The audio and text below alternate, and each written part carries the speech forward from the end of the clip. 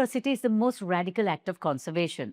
This week, we celebrate that spirit with Rohan Pethiyagoda, one of South Asia's most distinguished naturalists. An engineer turned ecologist, Rohan has spent over 4 decades uncovering Sri Lanka's hidden biodiversity, discovering nearly 150 new species, and reshaping how we see our ecosystems. His contributions have earned him the Rolex Award for Enterprise and the Linnean Medal for Zoology.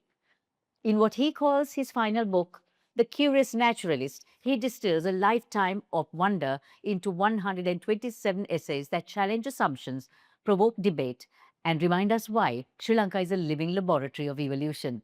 On Kaleidoscope Dialogues today, we explore the insights and legacy of a man who has never stopped asking why. Why did you choose to end with this collection of essays, and what's it going to leave for us? Well, I hope it'll leave a message that the next phase of natural history interest in Sri Lanka must go from watching animals to studying them scientifically. So the message I'm trying to say is we've moved on in the past 50 years, the course of my career, and now it's time to leave a new message to the next generation, which is happening, that scientific inquiry is where the future lies. 127 essays in this book. Which of your finds in these essays actually challenges conventional wisdom?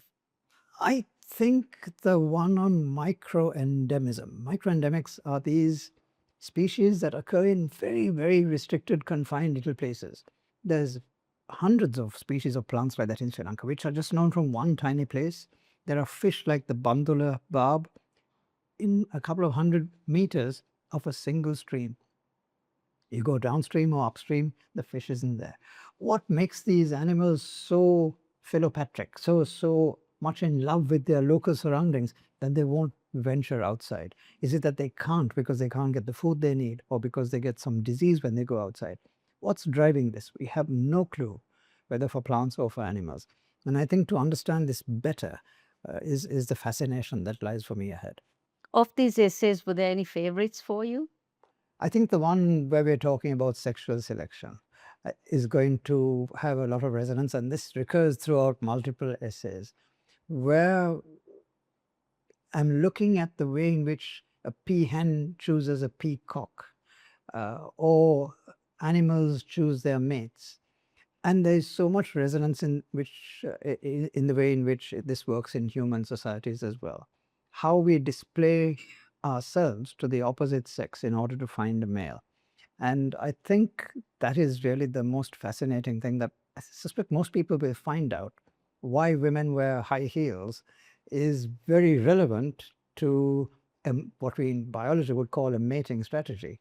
But we don't think of it in those terms. So I think that people will find when they read these essays, whether it's an essay on cuttlefish or on lobsters, on macaques, monkeys, that these animals are very much like ourselves. And we will see in nature a reflection of ourselves. So, you often describe Sri Lanka as a living laboratory. What makes its ecosystem so uniquely suited to reveal these evolutionary insights? Complexity. We've got this remarkable complex landscape. Mountains in the middle, lots of deep isolated valleys, 103 rivers in this tiny island, which are more or less perennial. And the habitat heterogeneity, I think, is really what drives Sri Lanka as an engine of evolution. And young people, young scientists are becoming more and more interested in studying that complexity. Rohan, you critique practices like turtle hatcheries. You also critique global conventions in some form. What conservation efforts do you believe are the most misguided, and why? Oh, without a doubt, the way in which for the past half century we've treated elephants. I think elephants have had really bad luck in Sri Lanka. And there are several essays that deal with the predicament of elephants. Fundamentally, our relationship to elephants is different from all other animals. We use them for processions and so on, and the ethics of that are highly questionable. I delve into that. I think dispassionately, looking at both sides of the argument, from the religious and traditional side on the one hand, to the rights of the animals on the other. But when it comes to the raw conservation of elephants, for half a century, what we've been doing is using the system of elephant drives, chasing elephants from one place to another because we don't like them where they are. and then putting electric fences around them, very often starving them to death in consequence of this. This has been a brutal form of conservation that we've practiced for the past 50 years. And we can't seem to shake it off, even though one scientist after another is telling us, number one, it doesn't work, and number two, it is killing the animals you're trying to conserve. So I think I've illustrated that, and that is, for me, a very disturbing consequence of the way in which we do conservation in Sri Lanka. What about the turtle hatcheries? Turtle hatcheries, I think, are harmless, because if those eggs are going to get eaten anyway by people or animals, once the turtle hatches, then the hatcheries can only do an incremental good. So I don't see them as evil. I think our approach to elephants has been fundamentally evil. But the hatcheries, I think, it's a question of people trying to do good things. It's a bit like feeding birds in your garden. If you put lots of bird food in your garden for the birds, you're going to attract crows. The crows will come and probably prey on other birds that are nesting in your garden. So you do a little harm by trying to do good. I think turtle hatcheries probably do harm by trying to do good. So you and your teams have discovered nearly 150 species. Which discovery most changed your view of nature?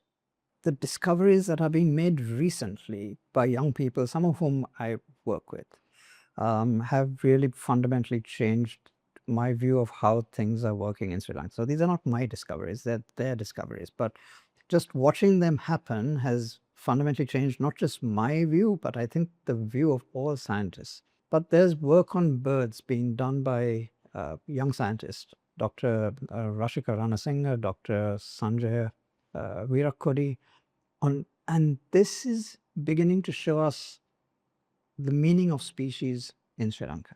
There's other work done on lizards by young scientists, Chanel Vikramanayaka, Hiranya Sadasinghe, who works with me or worked with me as his mentor. And what we're finding is that traditionally we've conserved species in Sri Lanka. If you look at the red list of certain animals, it's a list of species. If you look at the government's legislation, we protect species. But these young people are turning the concept of species on its head and showing us that we need to be thinking of populations, because very often the genetic complexity of these populations is so profoundly intricate and complex that we need to think of conserving individual populations. What we think of as a species sometimes is 2, 5, sometimes even as many as 9 different entities that should be called species, but we give them only one name. But we have to be conserving all of them. So this is going to be a fundamental transformation in the way in which we think about conservation. And these young people are making it happen. So this is not my work, but it's work that I've been delighted to watch unfolding in front of me over the past 10 years, basically. You were an engineer before you went into the green space. How did your engineering background shape the way you approach your conservation work from traditional biologists? My fondness for mathematics and physics is just as great as my fondness for biology. It's just that biology gets expressed in research, whereas I'm not smart enough to do research on physics and mathematics. But I still enjoy it. It's my favorite hobby, is reading physics and playing with mathematics. And that's reflected in many of the essays here. For example, looking at why the size of a raindrop matters so much. And when you really analyze the way in which raindrops differ between the different times of the year, because our rainfall is complex. We have this northeast monsoon and southwest monsoon, we have intermonsoonal rains, and each of those delivers different sizes of raindrops. We don't pay attention to this very much. But nature has adapted in Sri Lanka to benefit from those different sizes of raindrops. Some plants, for example, wait for a raindrop of a certain size to fall on them in order that they can project their seeds or their spores away from them. So it works like a lever. The raindrop falls here and the thing projects from there, and then you have the seeds being scattered across the forest floor. So these bits of little engineering knowledge or mathematical wisdom, if you like, fundamentally change the way in which we think about plants. So I think I've had most fun with that aspect of it. At 70, you've said it's time to hand the baton to the next generation. What qualities do you believe Sri Lankan scientists, young scientists, need to have to carry that biodiversity research flag forward? When I started out, there were maybe 2 people who were knowledgeable about the science of fish. Dr. Ranil Senanayake, Dr. Eric Vikramanayake. Now, 50 years later, there must be 200 who have a really good grasp. Biodiversity, knowledge, science, interest, even as watching, even as going to a national park. When I was a kid, nobody went to Horton Plains. Today, on some days, 10,000 people show up. So there is an incredible interest in nature in Sri Lanka that has happened in the course of my lifetime. People are keen about conservation. They're fighting to protect areas. They want the environment safeguarded. And these young scientists are straining at the leash. But unfortunately, we have a regulatory system in Sri Lanka which doesn't foster research. There is a national suspicion of science as some kind of colonial enterprise. And we need to change that mindset, especially in government, to get freedom for scientists to do actual research. A lot of these names I mentioned of these young people find it very difficult to get a research permit, for example. It's crazy. Rather than encouraging them, we're trying to hold them back. And I think we just need to unleash them and wonderful things will happen. We are constantly with you on YouTube, Facebook, Instagram, and LinkedIn. Subscribe and follow so you don't miss out.